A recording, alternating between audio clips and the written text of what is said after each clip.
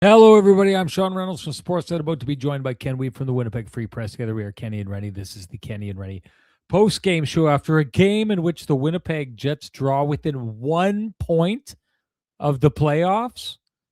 1 point of the playoffs. They were 11 points back coming out of the Olympic break just slightly over a month ago, and now they are 1 point out of the playoffs after what I'd like to think of these days as a lather, rinse, repeat game for the Winnipeg Jets. Find themselves find themselves in a grind of a game into the third period, and they find themselves on top with 2 points at the end of that game. It's happened so much so lately that it actually twisted my mind a little bit. And before we get into the Jim Pattison Toyota on Regent opening drive, just want to go give you a little peek behind the scenes here. I'm going into the game against the Colorado Avalanche Hockey Night Canada game. I'm gathering story ideas, and one of them that I was going to talk about was the comfort level the Winnipeg Jets feel in these tight games, and almost like it's like they feel so comfortable in the pressure that they are surrounded in.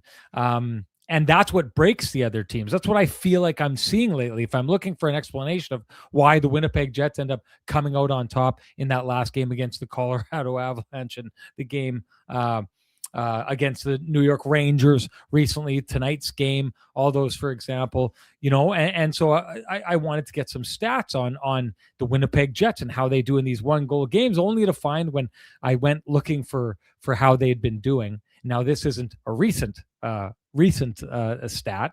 So on the year, I end up finding out, and I should have known this because we knew this earlier in the year, but the Winnipeg Jets lead the league in losses. They've got the worst record in the league when it comes to 1-goal games. They find themselves on the wrong side of it, or did at the beginning of the year, over and over and over again. But the explanation of what we're seeing now is the Winnipeg Jets were always just a little bit off and get a little bit better, a little bit better, a little bit better.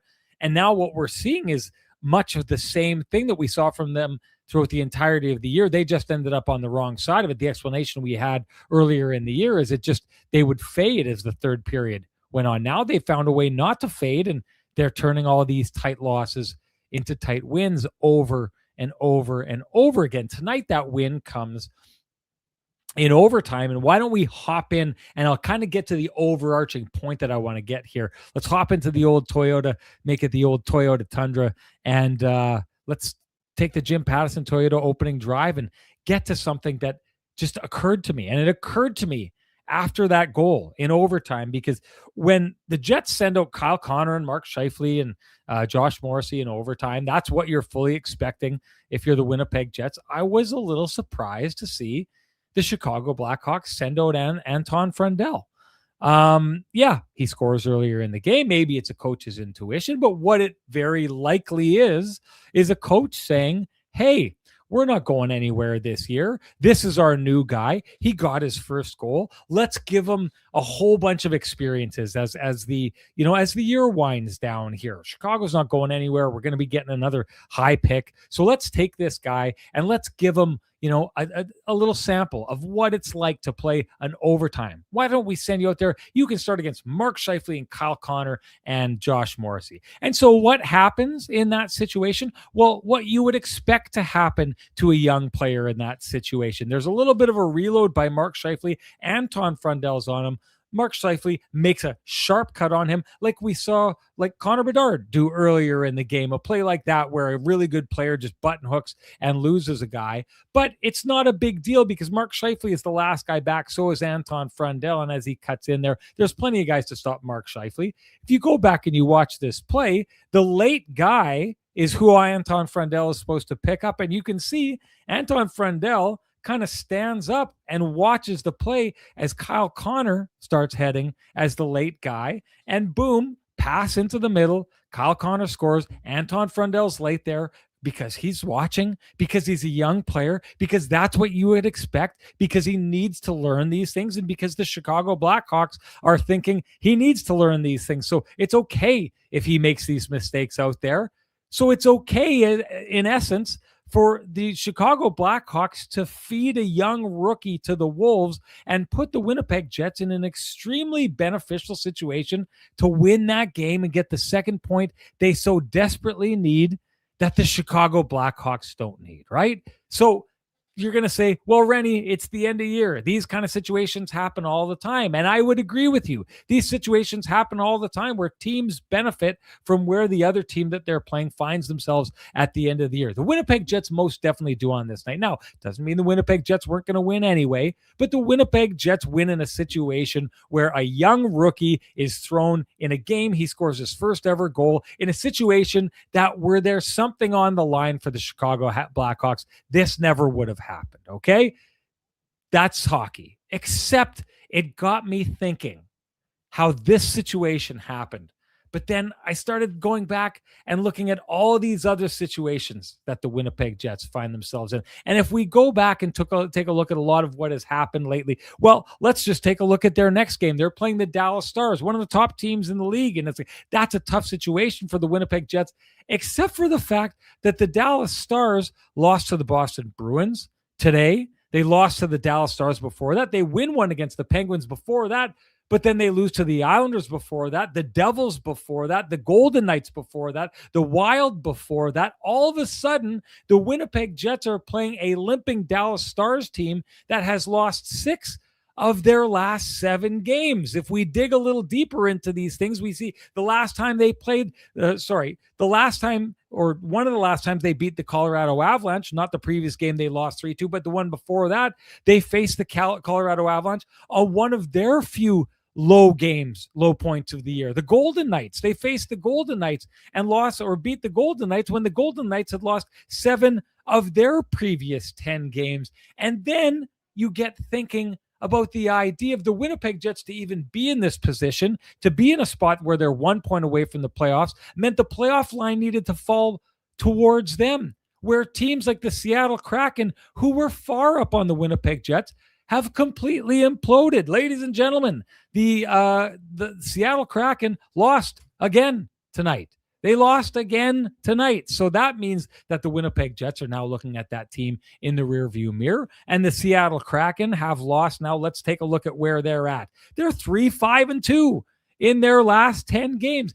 Here's the kicker for me, folks. Never mind all these little situations I'm talking about here. Never mind that, 6 or 7 or 8 teams now, like they needed Chicago to fall apart, the Calgary Flames to fall apart, Seattle Kraken to fall apart, St. Louis Blues to fall apart, the Sharks, the Kings, the Nashville Predators. Hey, the Nashville Predators were running away with it, weren't they? And it's almost like there's a voodoo doll somewhere that the Winnipeg Jets said, what we could sure use from the Nashville Predators, who've gone 7-2-1 in their last 10 games. We could sure use them losing 3 straight games. On cue, they lose 3 straight games. This one's the kicker for me, ladies and gentlemen. Last night, it's one of those terrible games for the Winnipeg Jets if you're watching the San Jose Sharks and the St. Louis Blues play, because what you can't have happen in that game is a 3-point game. And what you would probably prefer to happen is the San Jose Sharks to win this outright. Why? Because of all these teams that we're talking about, the St. Louis Blues are one of the few teams that's actually playing good hockey right now. The San Jose Sharks are another one of these teams that has fallen and can't get up. So what happens? Nightmare scenario for the Winnipeg Jets as the San Jose Sharks and the St. Louis Blues are tied up in the third with less than a minute to play. And then all of a sudden, a broken play happens off a draw. The San Jose Sharks go down. It's not even that dangerous looking of a play. Throw one on net, squeaker, ugly goal, gets through St. Louis Blues goaltender, and the San Jose Sharks win in that game. Ladies and gentlemen, I'm going to tell you this right now. It was a joke that we talked about on the podcast last year, except as all good jokes have an element of truth to them, this one had that. The hockey gods last year made almost every bounce that happened in a game involving the Winnipeg Jets go the way of the Winnipeg Jets. Okay. I think I saw 2 bounces last year that were just some of those, like what happened there with a bounce that went against the Winnipeg Jets. They got the rest of them for the entirety of the year, to the degree that we can joke about the hockey gods or not. But we all talked about it. The Winnipeg Jets do not go to the second round of the playoffs if they don't get a crazy double bounce that's a pass across the ice by Vladislav Nemestikov that goes off two pads and into the net in a spot where the St. Louis Blues goaltender Jordan Binnington cannot get to it. And then we all know about the Manitoba Miracle. It's a fan shot that probably was going to the front of the net, getting knocked down, cleared out, and that's the end of it. It's a broken play, a missed opportunity that ends up working out for the Winnipeg Jets that goes their way. I talked about it earlier in that series. Mark Scheifele's first 4 goals in those series, 3 of them didn't even go in off of his stick. They redirected off of sticks. All 3 of them were passes that found their way into the back of the net.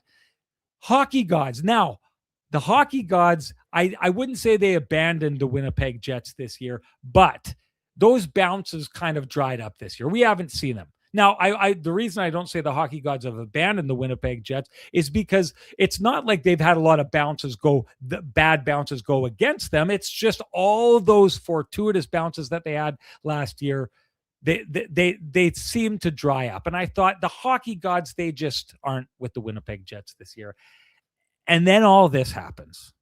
This is insane what's happening right now. The way that, the Nashville Predators were walking away from it and then lose 3 straight. What happened in the Sharks St. Louis Blues game, what happened to the 8 teams around the Winnipeg Jets, what's happening in these games like this, what's happening with them going to play the Dallas Stars, who suddenly have forgotten to play hockey over and over and over and over again. These things that you would never think would happen have all happened. Ladies and gentlemen, this is Moses parting the Red Sea. This is the hockey gods removing obstacles from the Winnipeg Jets. Are they doing their part? No doubt they are, but they're not doing their part to a degree that it was like, you can't believe what's happening here. Before these last 2 wins, the Winnipeg Jets in their previous 2 games were a 500 hockey club. 500 hockey clubs don't make the playoffs. Never mind 500 hockey clubs climb rapidly the standings to get to the playoffs. This is the hockey. If you're a Winnipeg Jets fan, whatever you've done, keep doing it. Be happy, because this doesn't go this way for many teams. The hockey gods love the Winnipeg Jets. There is no other possible explanation for what's happening right now, as the Winnipeg Jets now have 10% of the season left to make up 1 point in the standings and make an unlikely return to the playoffs that seemed impossible not that long ago. That is your Jim Pattison Toyota on Regent opening drive, ladies and gentlemen. And hey, this March, find your next Toyota, Jim Pattison Toyota on Regent. Strong, capable, powerful. The 2026 Tundra is the perfect blend of rugged and sophisticated, ready to take you on any adventure. This month, finance the 2026 Tundra from 4.79% plus. Eligible loyalty customers receive a 1% rate reduction, but hurry, the offer ends March 31st. Visit Jim Pattison Toyota on Regent for a test drive today. All right, time to bring in the man who is down in Chicago to see what happened there. The man who has the best music in the business. You all know him as Kenny. And here he comes, folks. Here comes Kenny.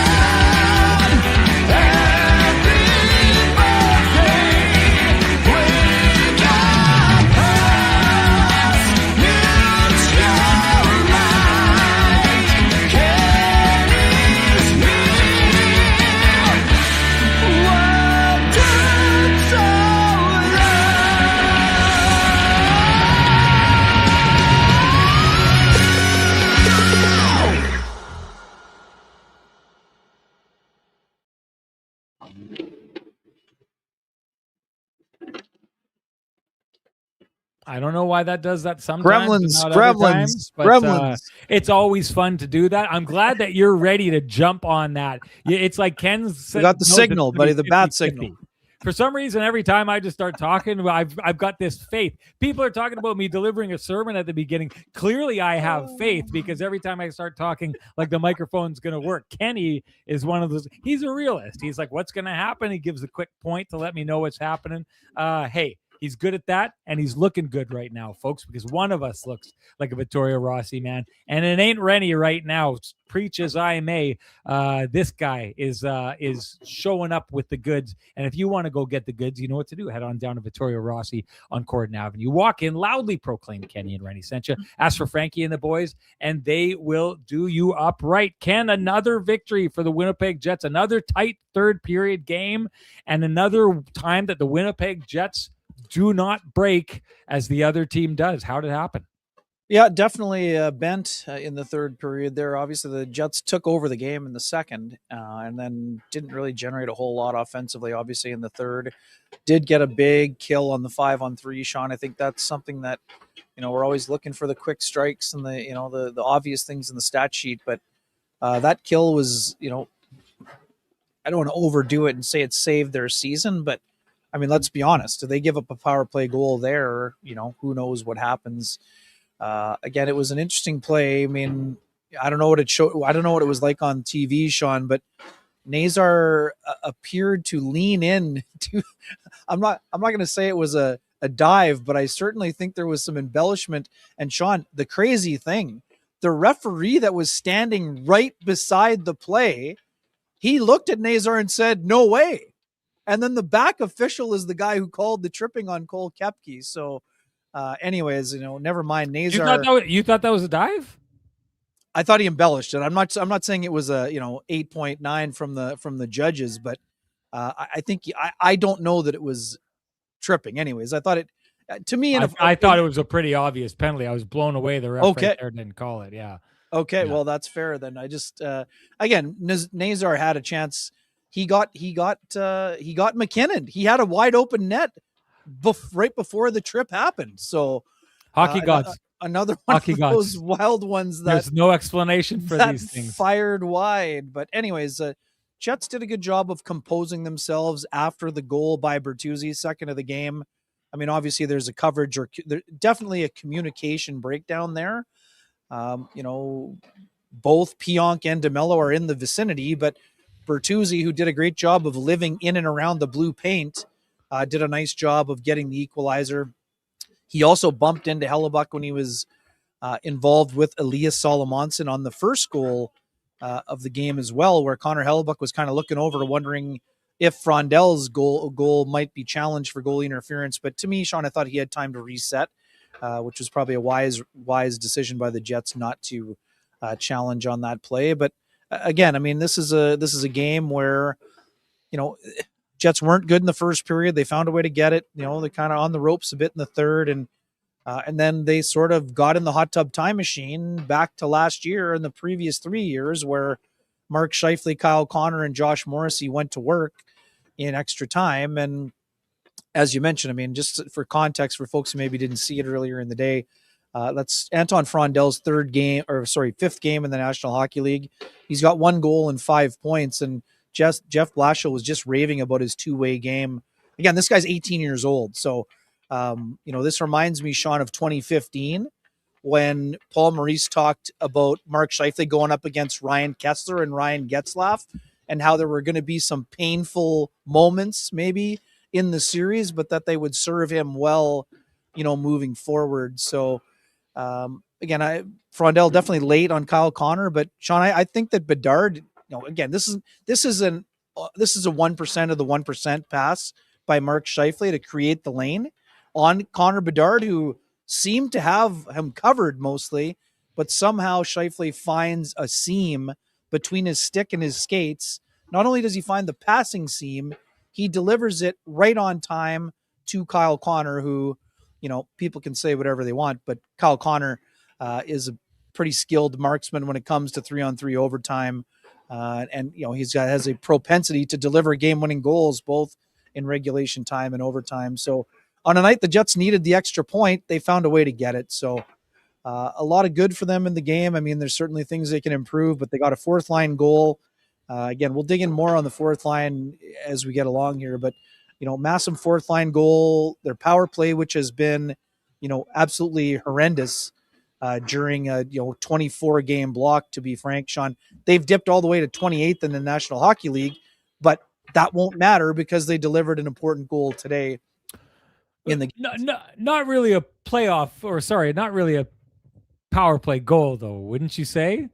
it's an odd two. It's odd to get a 2-on-1. It's odd to have all four Chicago Yeah, players up the ice in that manner. Like it's I'm just saying it three of goes as a four up power play there. goal. It So goes as a power play goal, but it's not one of these ones where no, it's like transition that play. wasn't drawn up. That no one was Oh, no. no one was practicing that. It just happened to be a breakdown by the team that happened in the Jet zone during a power play. Yeah, Sure, Sean. When a team is 7 for 66 in a 24 game span, you'll take whatever. I don't can think get. they can particularly care. But you're right. I mean, their power play prior to that, wasn't exactly ringing the bell out there. So, anyways, it's an interesting time for the Jets. We know this, and again, we understand people have had, fan base has had torn feelings, and probably some of them still do. But the fact that they've erased an 11-point deficit and turned it into a 1-point deficit.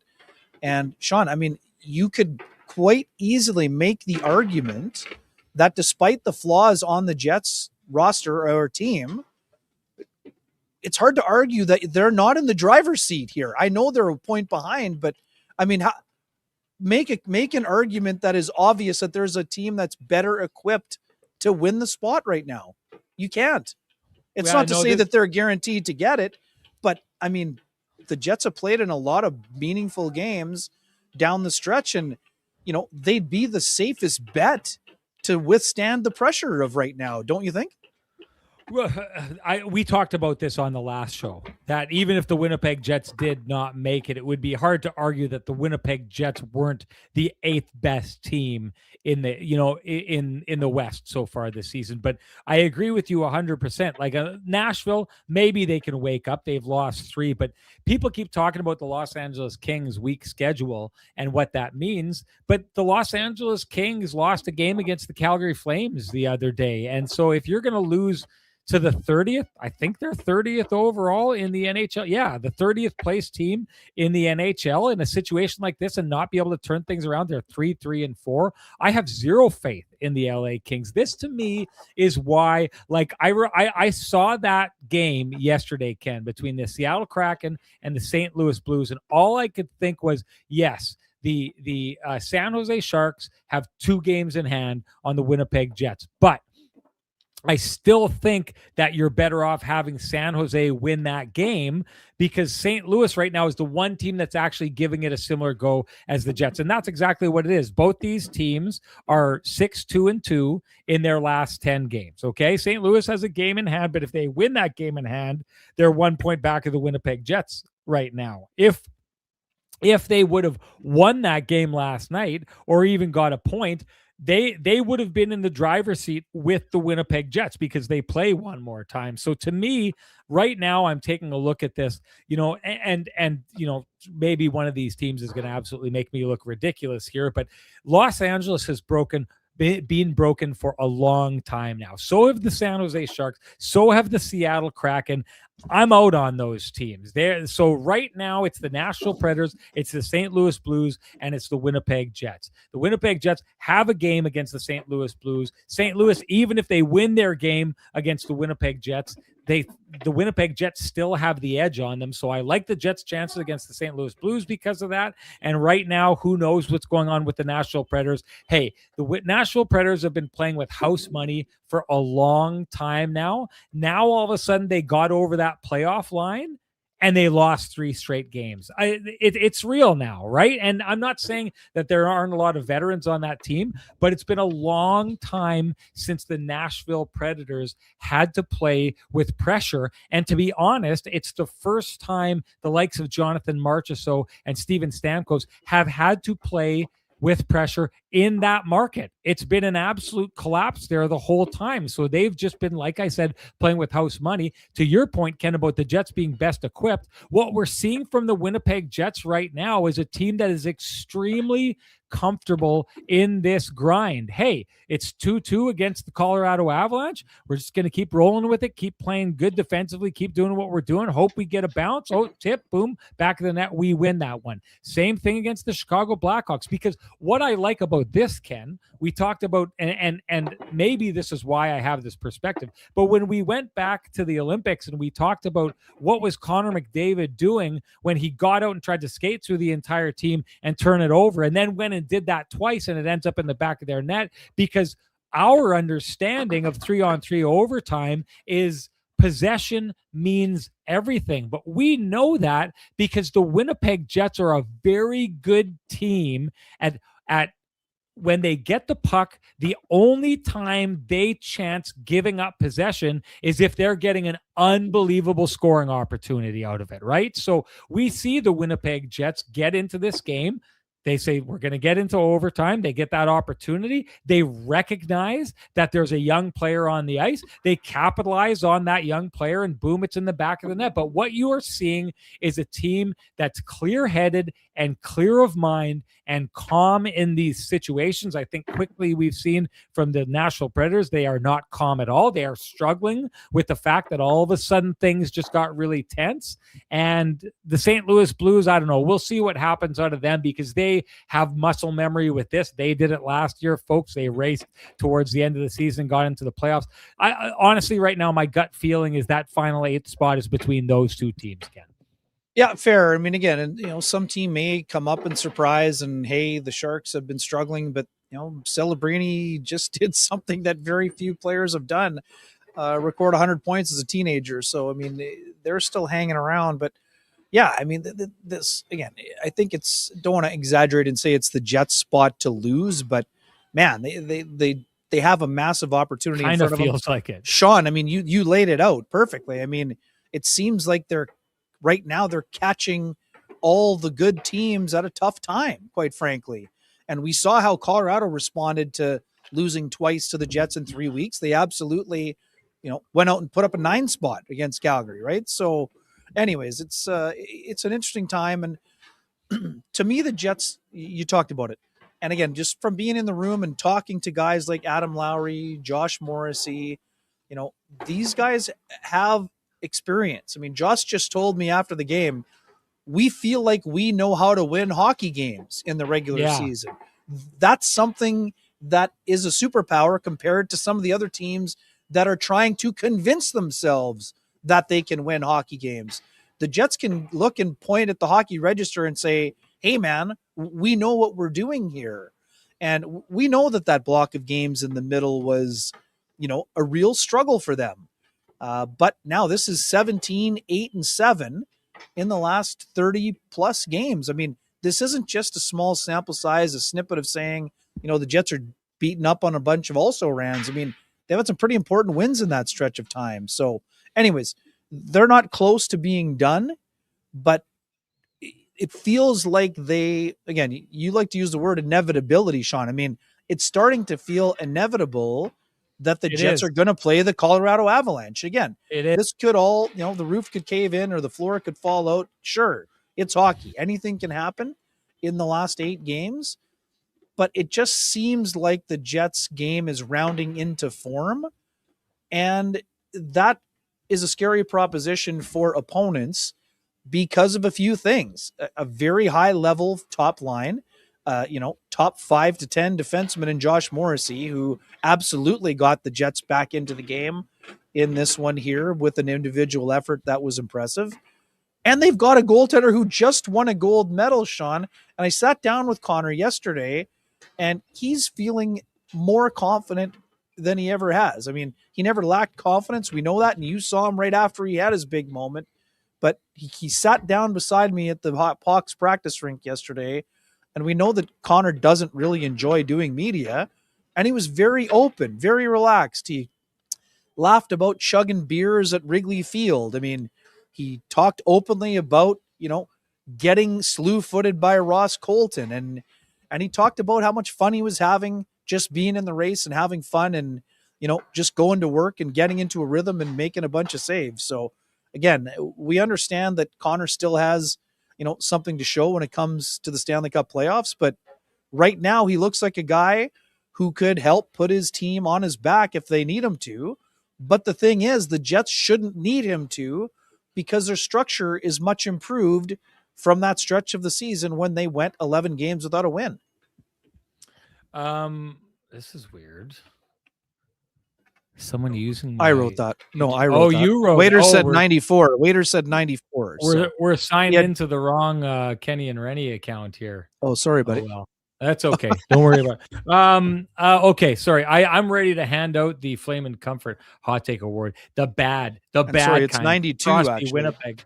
Frosty Winnipeg, who says Helly was pretty pissed off. There was no challenge by the Jets on the first goal. Is there a rift between him and Arneal? I don't know if this is a joke. I'm hoping. This is one of those times I'm not even like, are you okay, Frosty? If this is not a joke, what are we thinking here in this situation? So just on the off chance that this isn't a joke, and if it was a joke, it's not that funny because it's so far off. So Helly was pretty pissed off. The rift, all that kind of stuff. Trying to see fire where there's no smoke. One of these situations is clearly grounds for the Flame and Comfort hot take of the show, brought to you by Flame and Comfort, Manitoba's premier supplier of fireplaces, wood stoves, inserts, and everything hearth related. After 50 years heating up your world, Flame and Comfort has moved to 1465 St. James Street. When you get there, you will find it is one of the most impressive shows in Western Canada. You don't need your hot takes to keep that warm feeling inside, folks. You can visit Flame and Comfort, and they will take care of it for you. It's funny, Ken, because I was going to say this. You were talking about that the communication breakdown that existed on that tying goal by Tyler Bertuzzi. If you there's a really, really great camera angle from behind the net where you can see the puck starts behind the Jets net and it goes rolling up the boards all the way, and Mikheyev stays behind the net.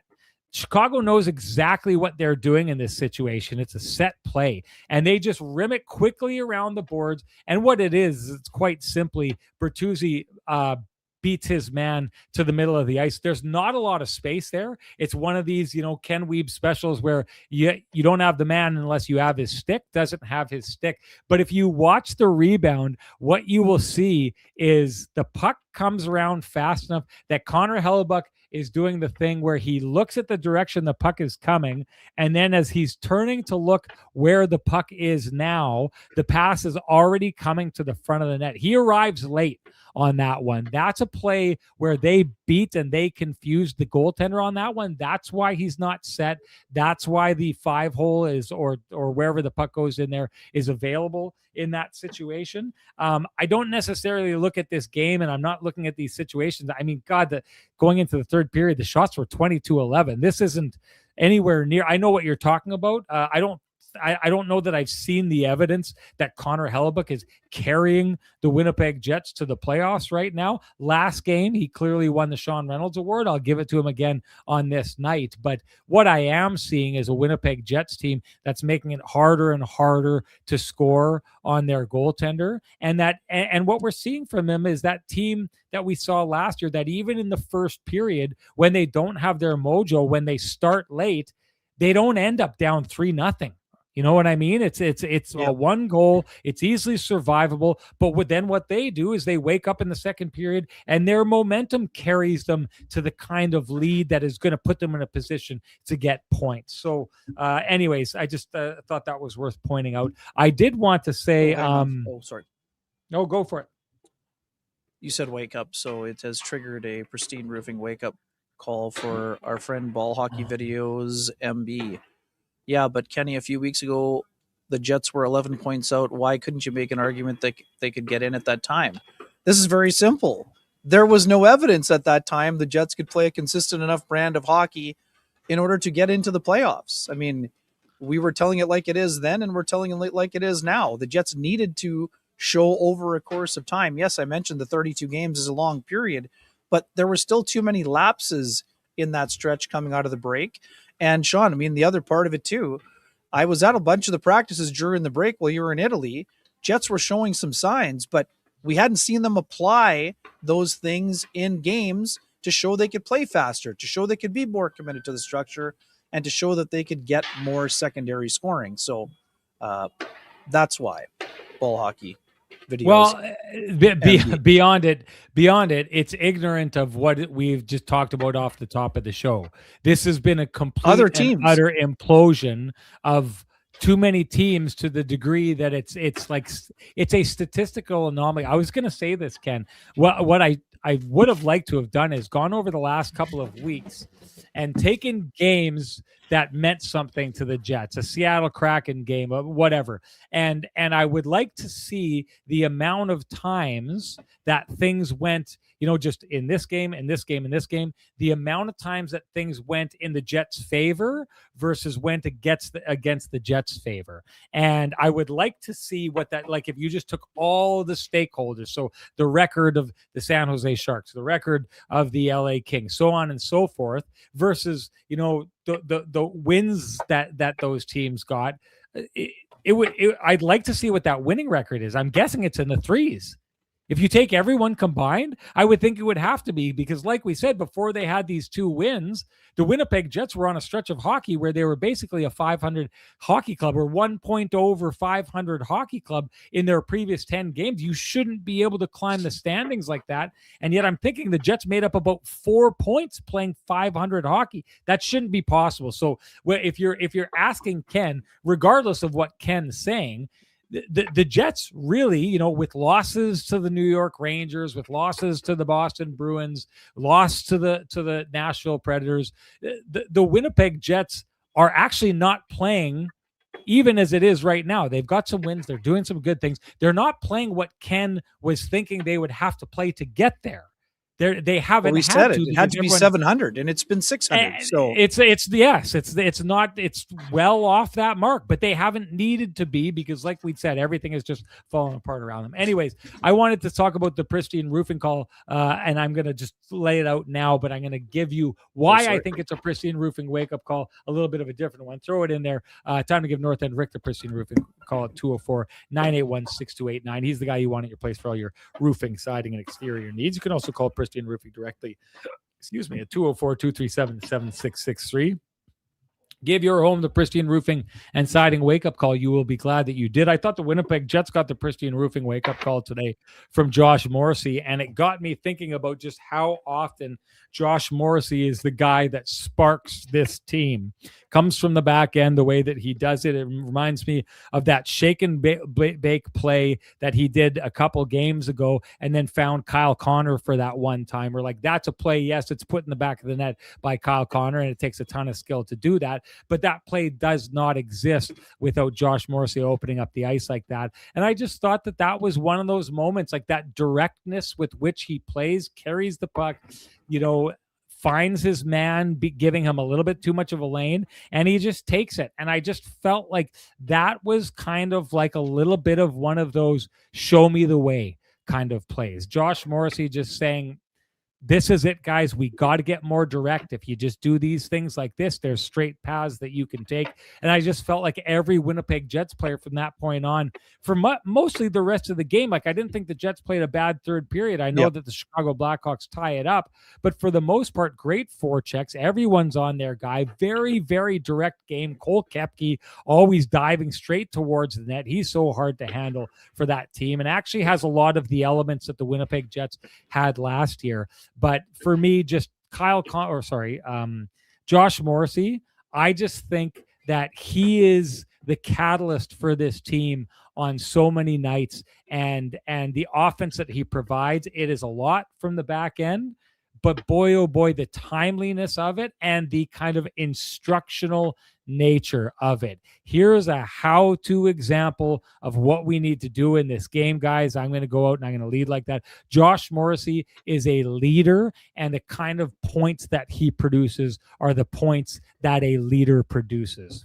Yeah, no doubt, Sean. This is back. I think it was 2 years ago. Maybe it was last year, but I'm pretty sure it was 2 years ago. That was Josh Morrissey at home. That's his LFG goal against St. Louis, don't you think? Yes. Except it was on the road instead of at home. I mean, and also too, Sean, I mean, talking about plays and seam passes. How about the pass he made to Cole Perfetti for the one he rang off the post or side of the net or whatever that was? Again, cross ice vision, just absolutely elite. So anyways, Josh is a guy who, he's had to deal with some pretty big frustration this year. Going through what he went through with the Olympics is heartbreaking for him, given what he went through with the Four Nations. But there's one way to salvage the season for Josh. That's to help get his team into the Stanley Cup playoffs and then see what happens. And yeah, I mean, they need him going, and he's been going. I wonder what it's like for him. So on the TSN broadcast, they showed the Jets at the Cubs game. And of course, Jonathan Toews out throwing out the pitch, and then the celebration for the two American gold medal winners, and Connor Hellebuck chugging the beer that you were talking about there.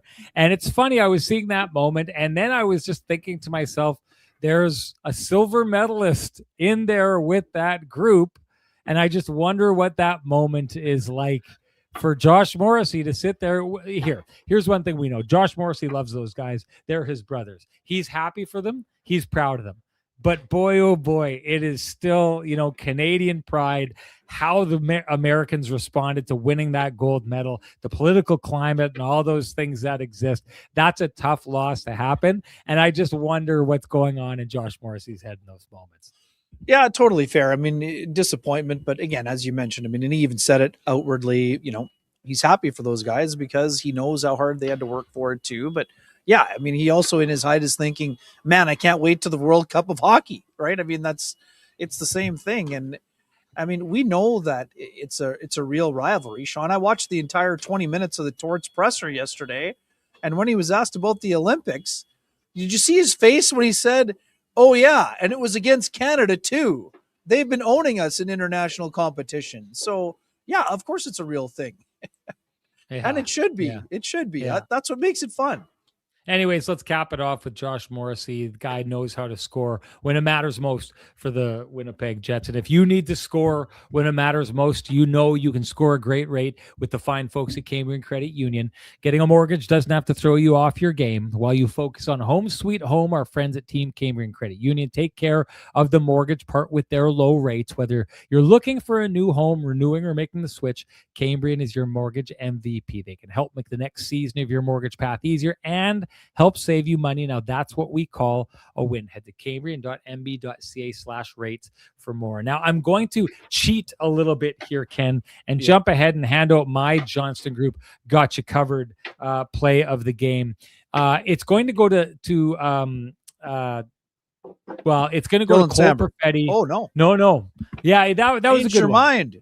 I've changed my mind. It's going to go to Cole Perfetti and the rest of his line, Adam Lowry and Gabe Vilardi. It's a way of getting in and talking about Cole Perfetti, who pops up here all over again. But after the Chicago Blackhawks score that goal, that second line comes out and just absolutely runs Chicago all over the ice, and they almost get the exact same goal right back, Ken. They take it in behind the net. I think it's Gabe Vilardi, throws it out front, hops over a couple of sticks, and I believe it's Cole Perfetti who has a chance to pop it in the back of the net there. Doesn't happen, but what it did do, Ken, is it reminded me of those moments last year where the Winnipeg Jets would send out Adam Lowry's third line, and if there was any kind of momentum that needed to be stolen away or built on, that line would just go out and do it. And I thought in that moment, it was a good example of the Winnipeg Jets just being able to say, we're not going to, something that happened to them way too often earlier this year, where in the third period, a goal would go against them and then it would just keep rolling against them. You know what I mean? And things would just go, they wouldn't go their way. This late in the year, the Winnipeg Jets are back to being that team that understands what momentum can do for you.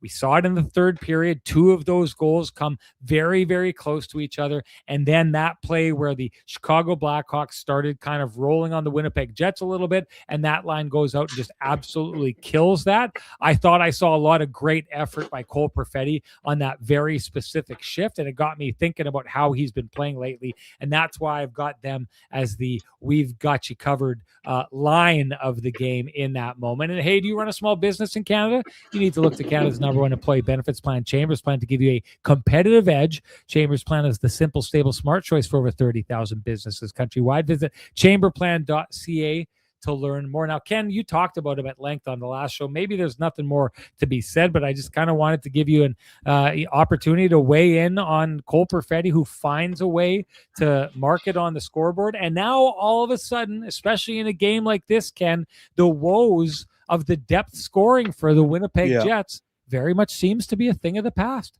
No doubt. And again, we do need to reiterate that, the expectation for the Jets this year was that Cole would be one of the 5 primary scorers. So, that has to be taken into consideration to a degree. But the fact that the Jets are no longer a one-line hockey team, even though that one line is still being, producing, is incredibly important. And Sean, I've said this in a variety of places, including here. We've talked about this for months. Cole Perfetti needed to be the trigger man on his line. He's looking for his shot more, and his shot volume and quality are both up. And that sometimes is a hard thing to do, right? Shot volume does not always equate with shot quality, but for me, Cole has done an excellent job. 4 shots on net today, 6 shot attempts.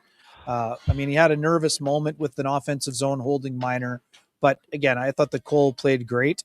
I love the chemistry that he has shown with Gabriel Velarde, and I think Adam Lowry is fitting, like a glove between them right now, as he kind of finds a way to play his best hockey of the year when it matters most. Sean, what we've seen from Adam over the years, normally in the playoffs, is when he produces, a good chunk of offense. We know it's been a tough year offensively for Lowry, but he's finding a way to get more involved offensively and really rounding into form when his team really needs him. And that his leadership was always there, even though during some of the tough times.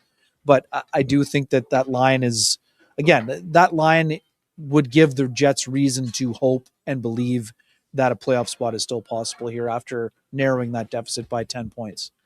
Okay, time to give some love to Isak Rosén, who ends up getting the what would be the tying goal, the goal that sent this into overtime. What did you see from him tonight, Ken? Yeah, that's so. The one thing we know about Rosén is something that, from talking to scouts after the trade was made, Sean, I talked to a bunch of people around the league, both conferences, people that have seen him regularly in the American League, people that have seen him in the NHL level. The one thing he needed to do more of, we know he's got the speed, we know he can really shoot it. He needs to get to the hard areas and find a way to get inside. And, where does the goal come from? From the slot. Where does his first goal as a Jet come from? On a redirection in the slot. So to me, he knows where he needs to go. He just needs to get there with a little bit greater frequency. And once that happens, then you're going to see Rosén find a way to get more shot attempts, get more quality, and probably get more production. But Sean, I was texting with you during the game. This is the second game in a row where the opposition coach made it really difficult on Scott Arniel to find ice time for that fourth line. On Saturday, Jared Bednar was throwing Nathan MacKinnon over the boards every time Danny Zhilkin got out there.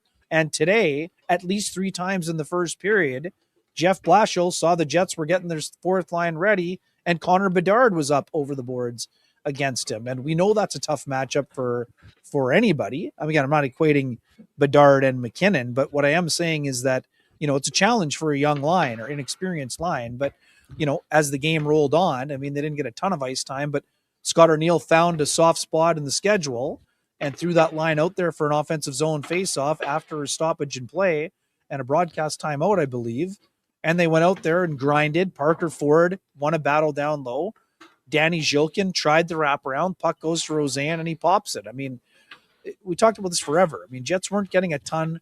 Even though Morgan Barron was producing in the fourth line center role, fourth line wasn't scoring a ton of goals. And again, you don't expect them to score a ton, but at a time where the Jets are scratching and clawing for every single point in the standings, they need some fourth line offense. And lo and behold, there it is. The other night it was Cole Koepke delivering, even though he was playing up on the third line technically. Rosén did a nice job of producing. And again, I thought initially, Sean, in real time that was a pass by Zhilkin, but it was actually a wraparound attempt that kind of kicked out. Knight makes the save and it kind of lands out in front. But the idea was get the puck to the net and create some chaos, and that's exactly what they did. I wanted to bring this question in here. 1 second here. Find it. Okay. Question by Liam Pollock, is that what it is? Yes. K&R Jets are 1 point out, yet have only a 14.5% chance of making the playoffs. Why do you think the number is so low despite being that close? I'll take a stab at this. It's exactly the reason why I'd said as long ago that this was done for the Winnipeg Jets, because the numbers tell us that it should be hard to do this, because the numbers tell us, if you take a look at, so when people are building odds, they're building it on things like strength of schedule, they're building it on what this team's overarching, it's not a small sample size thing, right? This is what they've done over the years. So this team has played a 570 points percentage over the year, and so the expectation when you crunch all those numbers together spits this out and gives us up going forward. It's not built to survive off of small sample sizes. So the end of the year, as it gets smaller and smaller and smaller, that's the small sample size, and they're building off what's happened so far throughout this year, 74 games. So what it's not taking into account in my mind is the idea of what we've been talking about, that yes, the San Jose Sharks have put themselves into a position where even right now they're 1 point behind the Winnipeg Jets. They have 2 games in hand. If San Jose went out and won 2 of those games, and they have won 2 games in a row, then they would be 3 points up on the Winnipeg Jets. That would be a problem for the Winnipeg Jets. Now, do we expect that to happen for a team that's gone 4-5-1 in their last 10? I don't. I don't expect that to happen. And I don't expect the Seattle Kraken, who have a game in hand, and if they won it, would be ahead of the Winnipeg Jets. And their points percentage tells us that they're 0.514%. So the expectation would be that at the very least, they would end up tied with the Winnipeg Jets if they played that game in hand. Those are the kind of things that these numbers are crunching. I think what we're seeing here that's different, and you know me, and I'm going to do this right until the very end. I'm going to stick with my original thing and say the Winnipeg Jets aren't going to make the playoffs. I'm sticking with that. And these are the kind of things that tell you why. But what I can also tell you is that this is built on numerical reason. And numerical reason has been thrown out the window for weeks now. So this is still trying to find numerical reason. What I'm talking about is almost divine order, right? Me describing it off the top of the show as this is the hockey gods parting the sea for the Winnipeg Jets. This hasn't been the Winnipeg Jets swimming over a raging river to get to the other side, to the promised land that's the playoffs. This is the hockey gods having parted the water so that the Jets can casually stroll across to get onto the other side. The numbers don't tell us that should be possible, just like it shouldn't be possible to part the sea. But that's what we're seeing happen with the Winnipeg Jets, which is why I believe that 14.5% is not a proper reflect. I'll say this. I think the Winnipeg Jets chances of making the playoffs in my mind are at the very least, towards what Ken was saying, 50-50. Like it's a coin flip at this point for me. I can't retract on what I was saying before. I have to believe that there's numerical reasoning in this world. Otherwise, what's it all for, everybody? What's it for? Ken, what's your thoughts? Well, I mean, the beauty of sports is sometimes the reason why some of the equations don't add up is because the Human mold element. hasn't. Yes, this is why we're not computers and robots. I mean, it's sometimes things just don't make sense and plays happen, and weird things. There's crazy caroms off seams and boards, and there's a breakaway for someone who hasn't had a breakaway in 7 years. Like things like that just happen. So yeah, I mean the percentages are, again, it's based on what the expectation is, but the expectation kind of, hockey's just such a chaotic game. It's hard to have absolutes when you're trying to have 5 teams battle for one spot essentially, and you've got a bunch of other teams. Like today's a great example. I mean, the Blackhawks have won, I think, now 2 in their last 10, but they played the Jets really hard because there's no, as you mentioned with the Frondell stuff, Sean, there's no consequences right now for them. Right. If the Right. Blackhawks are 1 point out of the playoffs, even though Blasha loves what he's seen from Frondell, he's probably not putting him out there in that situation. Never. Even though he wants to show confidence and he's been really good in a 4-game sample. You're putting Mikheyev out in that spot, Sean. a pending UFA who has been out there and knows how to defend first and foremost and can skate and had 2 assists in the game, right? But in that situation, he has the ability. It's more teachable moments. And hey, Frondell just as easily could have made a good defensive play, gone the other way and scored. And then all of a sudden people are like, wow, what a great call, right? I mean, so it's the value of experience. So anyways, it's interesting.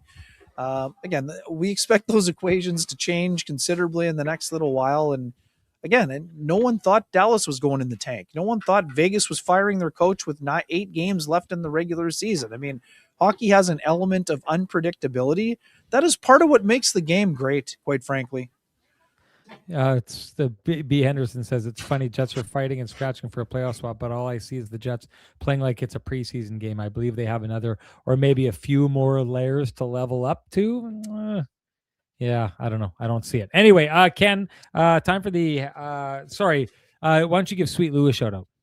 Right on. For folks who have realty needs you'd like to have met, contact Lou Ferlin at Royal LePage Dynamic Realty, 204-791-9971, or at the office, 204-989-5000. His email is lou@louferlin.ca. That's L-O-U at LOUFURLAN.ca.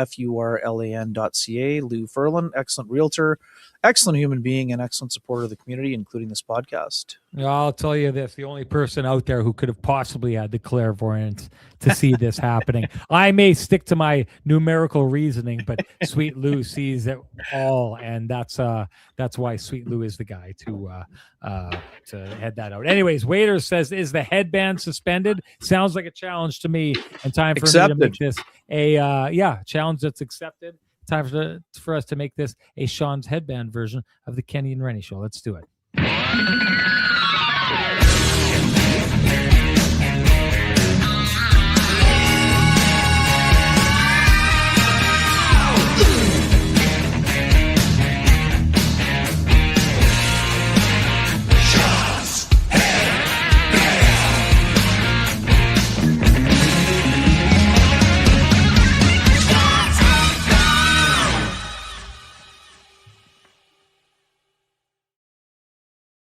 We know Gift Guy loves the headband, as do the folks at Myers Drugs, because it goes all around this big fat head of mine, just like Myers goes all around the city of Winnipeg, because they deliver everywhere in the city of Winnipeg. So if you have any pharmaceutical needs or any health food needs or supplemental needs, go check them out, because they can come to you, folks, and they do a fine job. Anyways, let's move it along here, Ken, to the hashtag the keg save of the game. What do you got? Just give me a couple of seconds. If you have one first, go ahead. I did write one down here. Where do we got here? I had a couple. I'd like to see you on the spot here.